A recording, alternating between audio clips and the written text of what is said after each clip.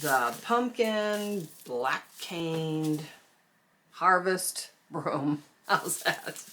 So this morning what we're going to do is we're going to work on the caning part of the broom, and we'll start out by doing our warp with some space dyed or 1/4 inch flat oval. And you'll be able to identify this one by the color, but if you look at it, it has a flat side and an oval side, and I'm not sure if I can show it to you, but you want to have the flat side. I don't know if you can tell that or not. Anyways, you want the flat side next to that pumpkin broom handle. Okay, so I've got mine set up, and it really helps before you get your cane going to use a rubber band. I always use one with a piece of reed on it just to hold it tight. And when you're putting these on here, a couple of tricks. It gets to be kind of a pain trying to lift that up and stick it in. But if you have an awl or something small, a pencil, just to lift that up a little bit, makes it a little bit easier to insert these guys. Otherwise you're pulling the rubber band up each time. When I put these in, I'm looking at how the colors look up here. So I tried to make my best color efforts up here because this part, of course, is going to be covered by the broom. So when I put these in, I did about 3 fingers up from the bottom of the broom. And I've got my cane soaking. I did on this warp with the space dyed reed, I did dump it in the water quick, in warm water. And I did that just to get them to relax a little bit, since I'm going to use them in a new shape, so they're not winging all over the place and driving me nuts. So let me get my black cane, and we'll start next with a wrap and the twill weave up. So I want these all relatively leveled out, these stakes, before I start. And you'll notice that they are close together. You don't want them to overlap. Okay, and I think and you have to have an odd amount, and I think I've got 11. I'm going to count just to make sure. 2, 2, 2, 2, 2. Yes, I do have an odd amount. So, because it's a continuous weave, in order to make this work, it has to have an odd amount. And there's 11 on this. So what I'm going to do, this is black cane. And you'll notice that it has a shiny side and a dull side. You want to put the dull side next to your uprights or your warp or your space dyed reed, however you want to call it. Now, in order to have this hold, what I'm going to do is I'm going to kind of go diagonally across here for a minute, and I'm going to wrap it. I'm going to actually wrap on that tail, and that is what holds this tight. And as soon as I get this secured, then Mr. Rubber Band here can go away. This has been soaking in warm water. You can see how that shines, so I know I've got the shiny side toward me. And I'm going to wrap that for about 4 rows. That should do it. And see how I've covered up that tail? So now I'm going to start the... goodbye, Mr. Rubber Band. Don't need you anymore. It was fun while it lasted. Okay, so this is a 2-2 twill. And basically what a 2-2 twill is, and it really doesn't matter where you start, is under 2, over 2. Now this takes a little bit, and it's something that has to be done before you start your broom. Over 2, and see, this guy's going to be in my way here, so I'm just going to trim him back. Say goodbye. Okay, so over 2, under 2. And what you find as you come around here, let's see, my cane start to split a little bit. You can lift these guys up and get them in there nice and tight. Okay, as you start down the twill path here. And you can see that that cane of mine is splitting a little bit, but it's not a big deal. Just keep weaving. And as I come around here to the other side, you can see, I'm going to take my awl and bring this down just a little bit. You'll notice that if I lift these guys up, I can get a little tighter. Okay. So you'll notice that there's a what I call a step up. It almost looks like a staircase. Bring this down a little bit again. See how that steps up by 1. So it's almost like you've got 2 here. This is where the over 2 was, and you're going to split those in half and then go over and grab the next one.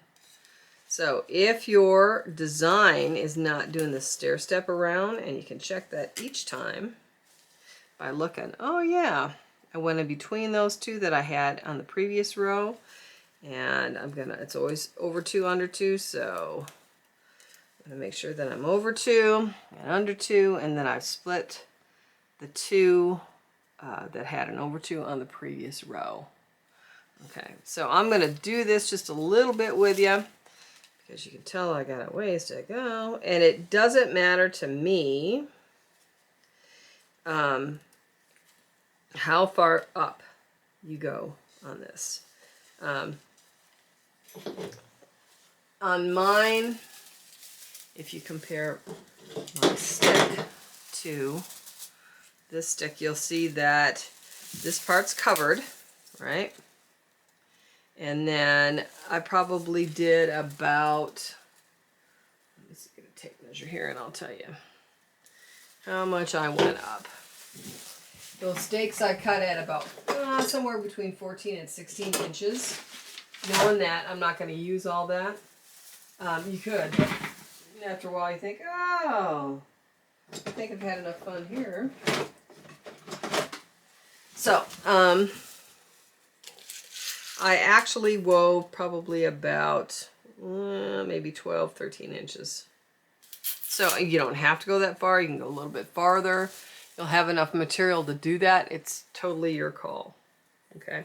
One thing I will tell you that I did after I got this done is I sprayed it with probably whatever I had on hand. And I've got, like, you don't need to use spar varnish, but some kind of a polypropylene spray. What it does is it seals this so it's never coming off.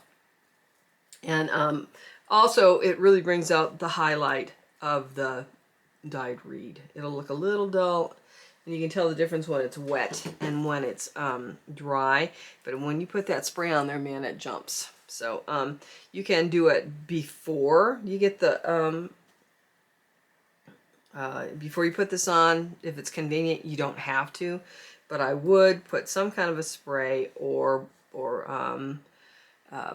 varnish on it to seal it.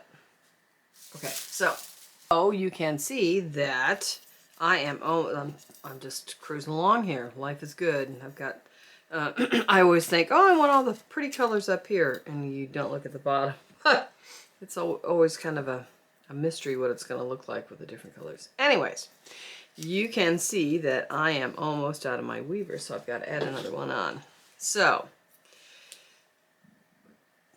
the common thought is I want to hide that, so I'm going to put it behind here so nobody sees it. It's a flaw, but Jill's lecture for today: put your flaws out in public. Put them right on top for people to see, because we're going to cover them up. Right, so I want to make it, because it's over 2, right? So it's right on top of that. And this is a basketry move, so what you want to do is you want to come back 4, but now your sets count as 2, so it'll probably be a little bit more than that. Now, cane is a little slippery, and it's hard to go over this, but what I want to do is I want to come back 2, 4, 6, so that I cover up this end that I'm starting my new guy with, and I'm also covering up the end of that last weaver. Ta-da! And then I'm just going to go again. Now, once again, make sure that your weaver is good and wet. it doesn't hurt to pull those down. Give it a squeeze-o and see. Now I can see that, oops, Jill, you're off because I went over 3. So if I'm opposite of that, instead of breaking it apart, I've made an error. So I'm going to go back here and go over 2, not over 3. It happens to the best of us. All right. And I can see that I've split that previous row. I'm going to back this up just a little bit to get that tail underneath there so you don't see it. Of course, it's being a pain. Worked really good when I had 3 there, huh? And there we go. So I'm going to continue up here, and I probably won't need another piece of black cane. If this is getting dry as you go, and it's not going in as nice as you'd like, or just feels dry, take your spray bottle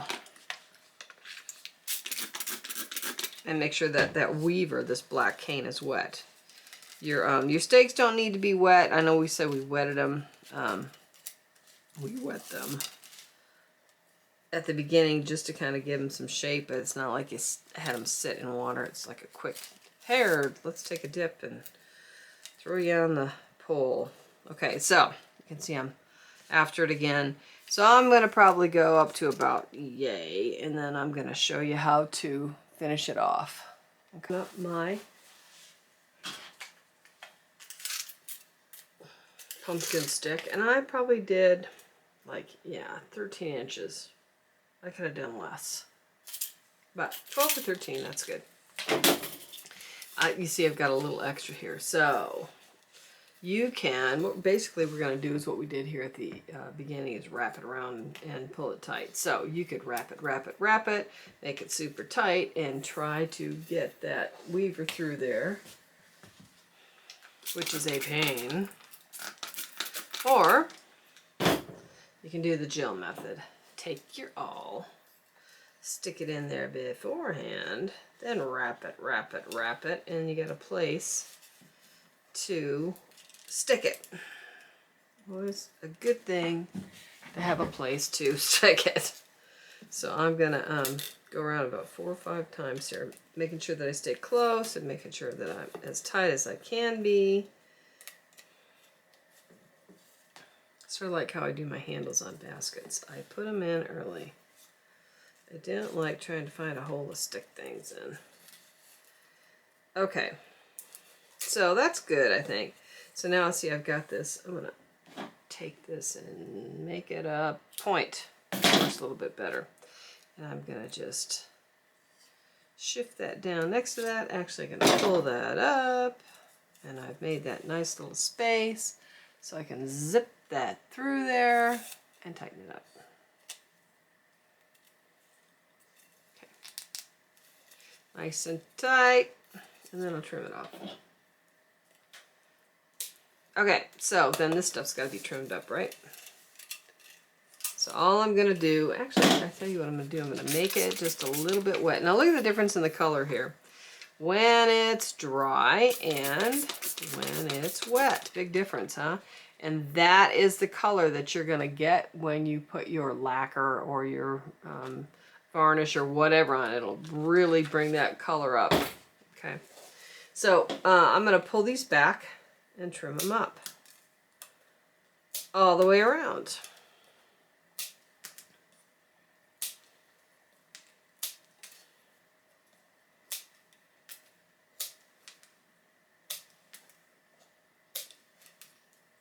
And then we have the caned part of our broom done. So that's what she looks like. Let's get on to broom making. Okay, so this is kind of getting a little gappy, so I'm going to call that good. I've pretty much done as far as I want to do it. You can see here's my little add-on. I'm going to trim that back. Now, what I would say is if you decide to do this and expand it, when you're about like your 5th row, do all of them together and add them, okay? Instead of me hodgepodging it here. So, I'm going to add my jerk string, and I'm going to wrap for about 3 or 4 rows here. Making sure that I don't get any twists in my jerk string.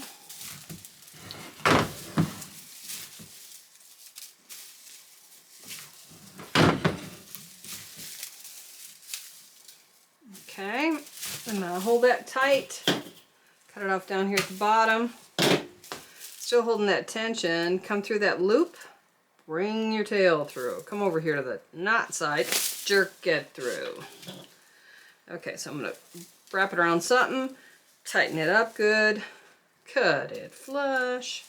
Now, what I'm gonna do with this, because I kind of like this flare look here, I'm gonna come down here and just kind of cut these at an angle and leave them as they are.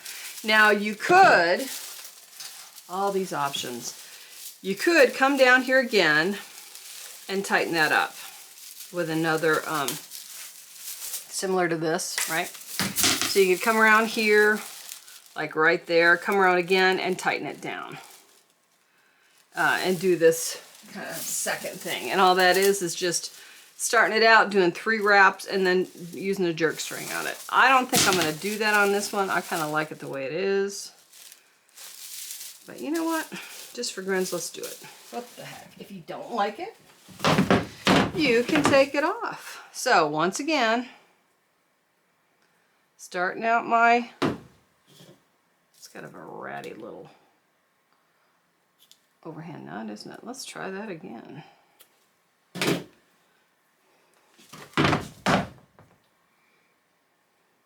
Overhand knot. And I make sure that I've gotten this brought up so it doesn't leave me a big tail, especially on this one. So I'm going to bring this down this way, slide it over, and bring that down to about there. Now I'm going to call this my front, so I want the knot in the back. Now the only thing bad with this is, you can see how you got the shoulders, is it does flatten your broom out a lot. So if you decide to do that, and I like it, it's just gonna, you're gonna have less flare with it, depending on how much you tighten that up. So it's your call on this one, guys. So I'm not gonna make that real tight. I just kind of want to make those part of the broom. And see, the tighter I get, the more of a, what, corset look you get. In fact, I'll do one more. Then I'm going to come back around here to the back. Oop. With all that done, I got to put my jerk string in. Sorry. Put your jerk string in. So this is my back. I'm going to put my jerk string in where it does not catch that knot. Okay. And I got to back my spindle up.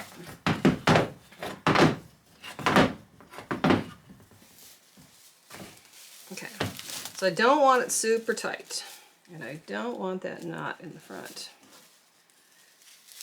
Come back here, knot.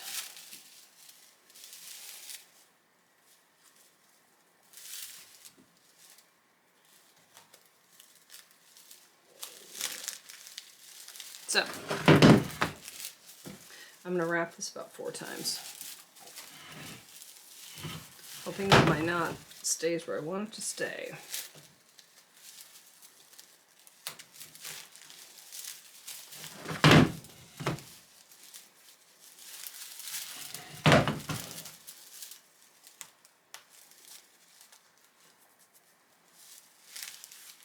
Okay.